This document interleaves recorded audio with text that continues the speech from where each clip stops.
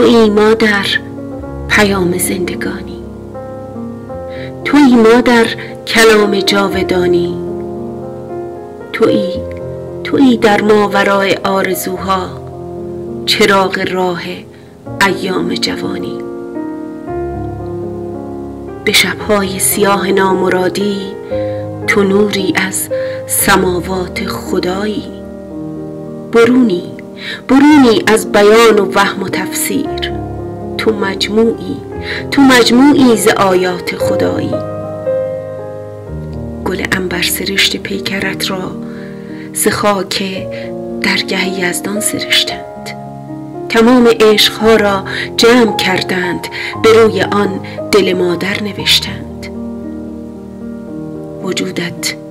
وجودت گرمی دل هاست مادر، کمال آرزوی ماست مادر. در این دنیای ظلم و خودپرستی مرام تو چه بی همتاست مادر.